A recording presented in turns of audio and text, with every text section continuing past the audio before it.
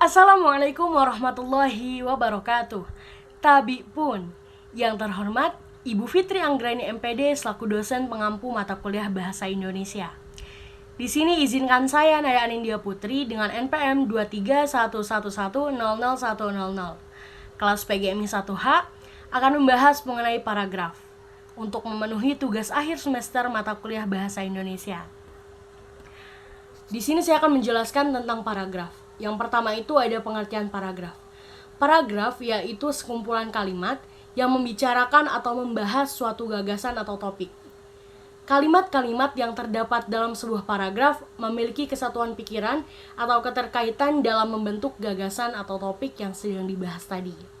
Paragraf sendiri terdiri lebih dari 4 atau 5 kalimat. Dalam sebuah paragraf yang terdiri lebih dari 4 atau 5 kalimat, membicarakan persoalan ataupun topik yang berkaitan erat dengan pokok pembahasannya. Dalam artian tidak ada pembahasan yang di luar dari konteks topik tersebut.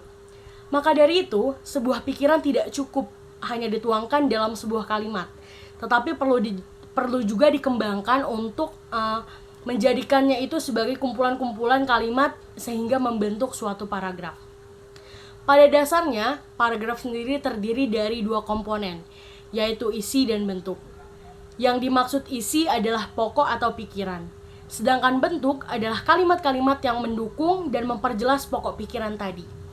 Dari segi isi paragraf mensyaratkan adanya kesatuan pikiran, sedangkan dari segi bentuk mensyaratkan perpaduan atau kepaduan sebuah paragraf itu sendiri yang mengandung pertalian yang logis antar kalimatnya. Tidak akan ada satupun kalimat di dalam sebuah paragraf yang tidak bertautan, apalagi tidak bertautannya dengan ide pokoknya. Ide pokok dalam sebuah paragraf merupakan sebuah hal yang harus atau wajib, sama halnya dengan sebuah kalimat yang dituntut memiliki pesan pokok yang harus disampaikan. Sebuah paragraf juga mutlak harus memiliki ide utama atau pokok pikiran. Tanpa ide pokok, sebuah kumpulan kalimat atau paragraf tidak dapat disebut dengan paragraf itu sendiri. Dengan adanya pertautan antara kalimat satu dengan kalimat lainnya itu akan mengandaikan akan terjadinya kepaduan dan kesatuan membangun paragraf itu sendiri. Selanjutnya yaitu ada fungsi paragraf.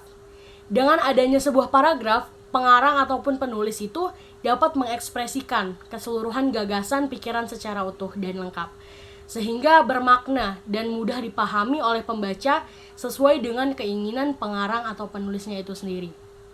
Selain itu, paragraf juga dapat mendinamiskan sebuah karangan menjadi lebih indah dan energik, sehingga pembaca mudah dengan semangat dan ikut terbawa perasaan dengan adanya paragraf yang diciptakan tersebut. Artinya paragraf memiliki fungsi strategis dalam hal berkaitan dengan gagasan menulis dan pembacanya sendiri. Untuk itu, agar paragraf memiliki fungsi strategis, berikut kegunaan paragraf. Yang pertama itu mampu mengekspresikan gagasan atau pikiran secara tertulis dengan memberikan bentuk suatu pikiran dan perasaan ke dalam serangkaian kalimat yang tersusun secara logis dalam kesatuan. Yang kedua, dapat menjadikan tanda peralihan gagasan baru bagi penulis atau pengarang yang menuliskan beberapa paragraf, antara paragraf 1 dan 2 gitu. Yang ketiga, memudahkan pemahaman bagi yang baca. Dan yang keempat, memudahkan pengembangan topik atau karangan. Selanjutnya juga terdapat yang namanya jenis paragraf. Untuk mengetahui lebih lanjut, paragraf dapat dikelompokkan dalam beberapa kriteria. Menurut posisi kalimat topiknya, paragraf terdiri atas 4 macam, yaitu paragraf deduktif, paragraf induktif, paragraf deduktif-induktif, dan paragraf yang penuh dengan kalimat topik. Menurut sifat isinya, paragraf dibedakan atas paragraf persuasi, paragraf argumentasi, paragraf narasi, paragraf deskripsi, dan paragraf eksposisi. Dan menurut fungsinya, paragraf biasanya terbagi dalam 3 jenis, yaitu paragraf pembuka, paragraf pengembang atau kalimat isi, paragraf isi, dan paragraf penutup. Selanjutnya itu yang pertama ada paragraf deduktif, yaitu paragraf yang kalimat utamanya berupa pernyataan umum, biasanya terletak di awal. Nah, selanjutnya juga diikuti dengan kalimat-kalimat penjelas setelah kalimat di awal itu. Yang kedua, paragraf induktif, yaitu paragraf yang kalimat utamanya berada pada akhir paragraf, berbeda dengan yang deduktif. Paragraf induktif ini menyatakan hal-hal khusus pada bagian awal, sehingga kemudian menjelaskan hal yang umumnya di bagian akhir. Selanjutnya paragraf deduktif-induktif atau bisa disebut campuran, yaitu paragraf yang memiliki ide pokok yang terletak di awal serta akhir kalimat. Selanjutnya juga ada yang namanya paragraf persuasi, yaitu paragraf yang mempromosikan sesuatu dengan mempengaruhi atau mengajak pembaca untuk membeli dan melakukan apa yang telah dipromosikan tersebut. Selanjutnya ada paragraf argumentasi, yaitu paragraf yang membahas suatu permasalahan dengan disertai bukti-bukti atau alasan yang mendukung adanya penjelasan tersebut. Selanjutnya ada paragraf narasi, yaitu paragraf yang biasanya dihubungkan dengan suatu cerita yang sedang berlangsung. Selanjutnya ada paragraf deskripsi, yaitu paragraf yang menjelaskan tentang suatu hal, baik yang ada di depan mata ataupun tidak ada di depan mata. Selanjutnya ada paragraf eksposisi, yaitu paragraf yang paparannya itu menampilkan suatu objek. Selanjutnya juga ada yang namanya paragraf pembuka. Paragraf pembuka itu adalah paragraf penghantar atau awalan untuk membahas pembicaraan yang akan menyusul di kemudian kalimat. Selanjutnya juga ada paragraf pengembang atau paragraf penghubung. Ini penghubung antara paragraf pembuka dan juga paragraf penutup. Dan paragraf ini biasanya membicarakan pokok pikiran atau penulisan yang telah dirancang oleh penulis. Kemudian syarat pembentukan paragraf itu yang pertama ada kesatuan, kepaduan, dan juga kelengkapan paragraf itu sendiri. Selanjutnya ada pola pengembangan paragraf. Pikiran utama dari sebuah paragraf hanya akan jelas kalau dirinci dengan pikiran-pikiran penjelas. Tiap pikiran penjelas dapat dituangkan ke dalam satu kalimat penjelas atau lebih. Jadi dalam sebuah pikiran itu bisa lebih dari 2 kalimat.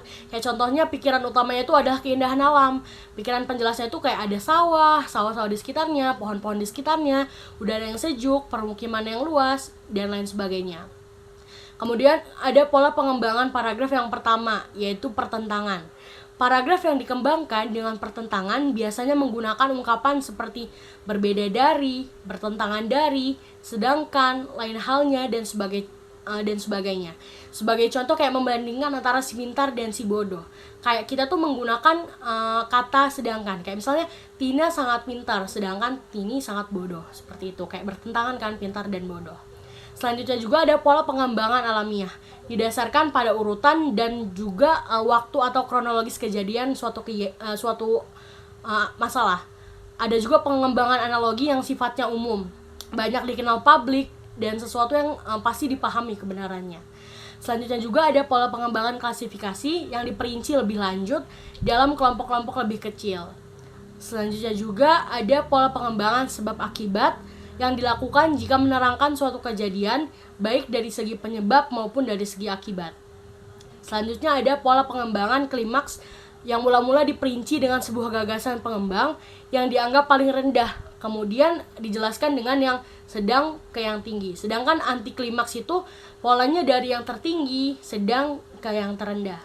Selanjutnya juga ada pola pengembangan komparatif yang dikembangkan dengan cara membandingkan dimensi-dimensi kesamaannya di antara ciri-ciri karakter, tujuan, bentuk, dan lain sebagainya.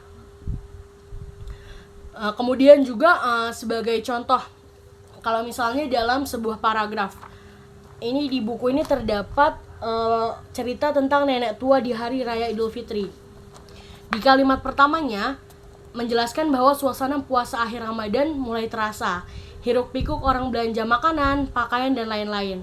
Jadi kayak awal mulanya tuh dia menjelaskan bahwasanya puasa akhir Ramadan itu sudah mulai kerasa menuju Lebaran.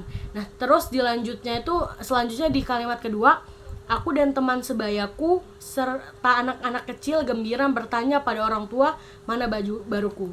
Jadi selain dia ngerasa kalau misalnya belanja makanan dan juga pakaian yang sudah mendekati hari raya itu sudah terasa, dia dan teman-temannya juga mulai merasa gembira dan bertanya pada orang tuanya kayak mengenai kapan Lebaran, istilahnya kapan kita merayakan hari raya Idul Fitrinya, dan menanyakan pakaiannya. Jadi ini masih berkaitan antara kalimat satu dengan kalimat yang lainnya.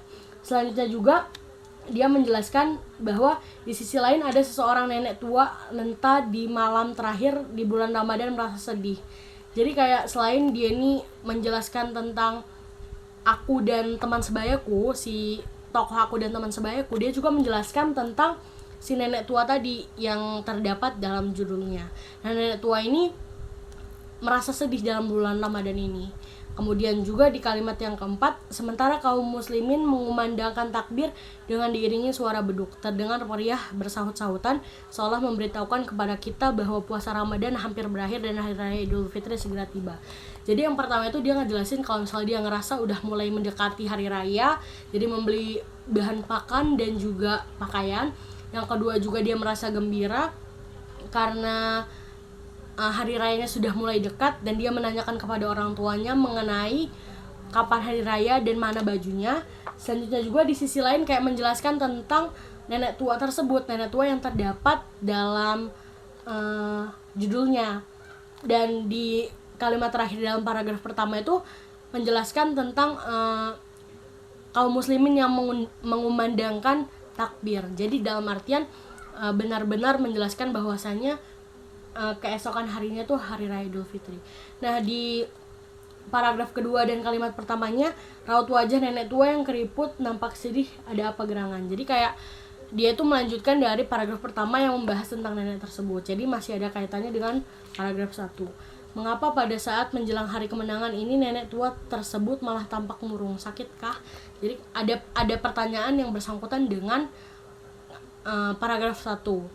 Selanjutnya, tanyaku, ternyata tidak. Dia menceritakan bahwa menjelang Idul Fitri yang tinggal beberapa hari, si nenek tua hidup sebatang kara, tak punya baju baru, jajan, bahkan berasa makan saja tidak punya apa lagi untuk merayakan hari raya Idul Fitri. Jadi intinya di paragraf pertama menjelaskan bahwasanya tokoh aku ini dia sangat gembira dengan adanya hari raya Idul Fitri karena sudah mulai beli bahan makanan dan juga pakaian.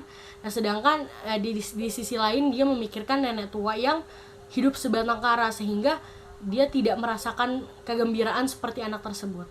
Jadi intinya paragraf 1 dan paragraf 2 ini berkaitan gitu.